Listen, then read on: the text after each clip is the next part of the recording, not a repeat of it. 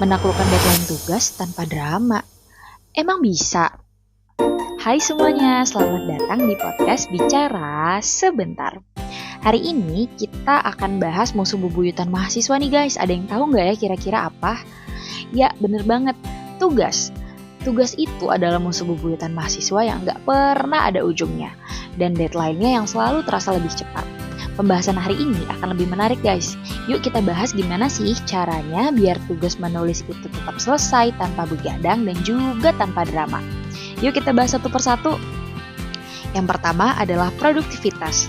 Produktivitas itu bukan kerja lebih lama tapi kerja lebih terstruktur. Apa sih itu kak? Jadi teman-teman sekalian perlu diketahui bahwa banyak mahasiswa yang salah paham. Kalau makin lama depan laptop sama dengan makin produktif. Padahal nggak kayak gitu. Kadang yang lama itu bukan cuma buka laptop sambil rebahan, tapi buka laptop sambil rebahan ditambah sambil nge-scroll sosial media. Teman-teman sekalian perlu diketahui bahwa di dunia penerbitan naskah itu lahir melalui 3 tahap sebelum dipublikasikan. Yang pertama adalah pramenulis. Prapenulis adalah tahap di mana kita mempersiapkan bagian-bagian penting sebelum kita melakukan penulisan. Bagian kedua adalah menulis. Menulis adalah bagian menuangkan ide yang ingin kita sampaikan melalui tulisan kita. Lalu yang ketiga adalah revisi. Revisi adalah memperbaiki bagian-bagian yang dirasa masih belum cukup baik untuk ada di dalam tulisan kita seperti itu. Dan tebak apa bagian yang paling penting di 3 bagian itu? Ya benar banget, bagian terberat adalah bagian pramenulis. Kalau pramenulisnya kacau, pas menulis kita cuma jadi bengong. Bengong 30 menit, bengong 40 menit, bengong 60 menit. Sambil nanya, aku sebenarnya mau nulis apa sih? Tulisanku udah cukup bagus belum ya? Tulisanku ini udah menarik belum ya? Udah bisa dipahamin oleh semua orang belum ya? Seperti itu. Akan banyak pertanyaan yang berkecamuk di benak kalian kalau kalian tidak tahu sebenarnya pramenulis itu mau dibawa kemana gitu. Apa sih tujuannya, apa sih target, siapa sih target bacanya, seperti itu. Jadi kalian harus menyelesaikan pertanyaan-pertanyaan itu sebelum kalian memulai untuk menulis sesuatu, seperti itu. Lalu yang kedua adalah anatomi tugas menulis dengan prinsip scaffolding. Ketika kalian memiliki tugas yang besar, kalian tahu tugas itu tidak bisa untuk diselesaikan dalam satu waktu. Kalian bisa untuk memecah tugas besar itu menjadi potongan-potongan kecil. Tugas besar sama dengan tugas yang perlu waktu untuk mengerjakannya, perlu waktu untuk merevisinya, perlu waktu untuk menambahkan bagian atau mengurangi bagian-bagian yang dirasa tidak perlu ada di dalam tugas itu.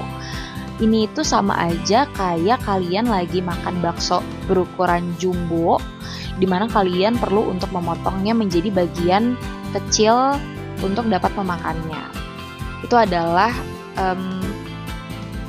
contoh mudahnya. Lalu apa sih pramenulis itu? Apa sih isi dari pramenulis itu? Teman-teman sekalian perlu diketahui bahwa bagian-bagian dari pramenulis itu yang pertama adalah kalian mencari referensi tentang apa yang ingin kalian tulis, mencari referensi tentang penulis-penulis sebelumnya atau jurnal-jurnal terdahulu tentang topik yang relevan dengan hal yang ingin kalian bahas misalnya. Lalu yang kedua adalah kalian mengumpulkan jurnal. Kalian perlu untuk mengumpulkan jurnal karena itu menjadi acuan kalian dan juga memperkuat alasan kalian untuk kutipan-kutipan kalian misalnya. Tulisan kalian akan mudah diterima oleh orang lain karena penelitian itu tuh relevan dengan penelitian lainnya misalnya. Lalu yang ketiga adalah kalian perlu untuk membuat outline. Kalian perlu mengetahui tentang topik apa saja yang memang kalian bahas di pembahasan kalian. Topik itu tuh nggak boleh keluar dari hal yang memang kalian ingin bahas. Jadi topiknya itu nggak kemana-mana, tidak melebar ke sana dan kemari seperti itu. Jadi pembaca juga menjadi lebih paham tentang isi tulisan kalian. Tulisan ini tuh membahas tentang linguistik. Artinya tulisan ini tidak akan membahas tentang fonologi dan hal lainnya seperti itu. Lalu yang keempat adalah kalian perlu untuk membuat poin utama. Kalian perlu membuat kata kunci dari tulisan kalian. Kalian harus tahu nih tentang sebenarnya isi tulisanku ini akan membahas tentang apa sih. Dan nggak akan membahas tentang hal-hal lain yang di luar hal tersebut, misalnya seperti itu.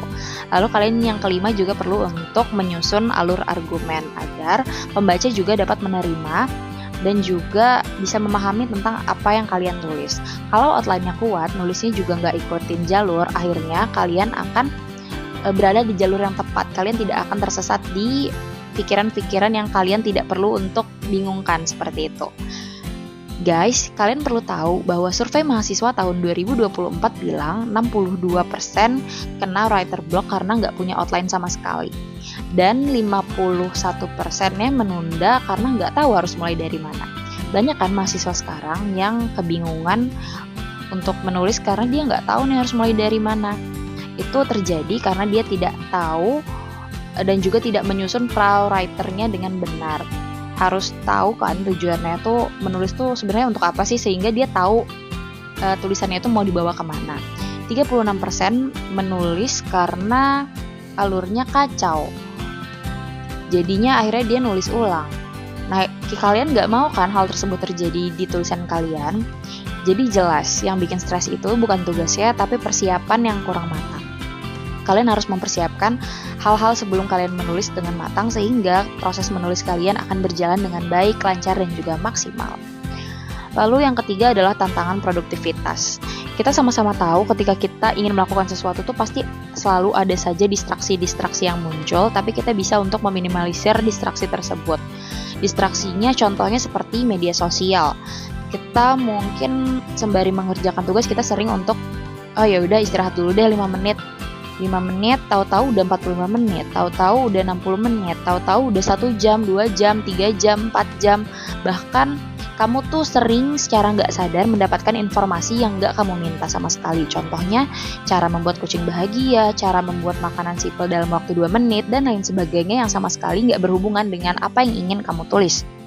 Lalu yang kedua adalah prokrastinasi. Prokrastinasi ini adalah mantra yang menghancurkan peradaban mahasiswa. Contoh mantranya adalah nanti aja deh, besok aja deh, 5 menit lagi, 10 menit lagi, dan lain sebagainya. Teman-teman sekalian, penelitian bilang bahwa ketika kita semakin menunda pekerjaan, itu akan membuat pikiran kita semakin cemas dan juga membuat tulisan kita atau pekerjaan yang ingin kita lakukan itu akan memiliki kualitas yang semakin buruk. Data menyebutkan bahwa 47% gagal karena distraksi HP, lalu 39% ngerjain H-1 sampai nangis, lalu 24% nggak punya pola belajar sama sekali. So, kalian semua bukan bodoh, tapi sering terbegal oleh notifikasi dan kemauan untuk terdistraksi oleh sosial media itu sendiri. Lalu yang keempat adalah teknik writing block. Apa sih teknik writing block itu? Jadi teknik writing block itu kayak time blocking tapi khusus untuk menulis, bukan ngerjain tugas. Ibaratnya adalah kamu lagi ngerjain bagian tertentu dari tugas. Aku punya contoh jadwalnya. Di sini jam 8 sampai jam 10 aku udah menentukan bahwa aku harus riset beberapa jurnal. Lalu di jam 13.00 sampai 15.00 aku membuat draft bab 1. Lalu di jam 20.00 sampai 21.00 aku akan merevisi paragraf-paragraf yang aku rasa itu kurang maksimal, kurang baik, dan aku akan memperbaiki hal tersebut. Jadi rumusnya adalah 1 blok sama dengan 1 tujuan. Ini berguna untuk membuat pikiran kita tuh tidak bingung untuk memulai dari mana. Atau cara lainnya adalah Pomodoro Time. Pomodoro Time ini adalah contohnya seperti 25 menit fokus tapi 5 menit break. Nah, itu tuh dijalankan dalam 4 putaran dalam 1 sesi belajar. Targetnya tuh simple. Targetnya adalah 1 paragraf berkualitas per sesi dan gak muluk-muluk. Kalau konsisten, itu tuh bakal bisa cepat selesai pekerjaan yang ingin kamu selesaikan. Tulisan kamu juga akan lebih cepat selesai. Jadi yang kelima adalah menentukan prioritas dengan dosen killer matrix. Artinya kita memiliki tujuan-tujuan gitu yang jelas ketika kita memiliki beberapa tugas. Ada yang skalanya tuh penting dan mendesak, penting tapi tidak mendesak, tidak penting tapi mendesak, lalu tidak penting dan juga tidak mendesak. Kita perlu untuk mengatur prioritas tentang apa yang seharusnya lebih dulu kita kerjakan. Jadi, cara menaklukkan deadline itu bukan soal berapa banyak kopi yang kamu minum, bukan juga soal begadang tiap hari sambil nonton SMR. Kuncinya adalah pecah tugas jadi bagian-bagian kecil, menulis matang, writing block, dan dosen killer matrix. Percaya deh, tugas kamu bakal lebih ringan. Kamu nggak perlu jadi superhero. Cukup jadi mahasiswa yang punya struktur yang jelas. Sampai jumpa di episode berikutnya. Bye-bye.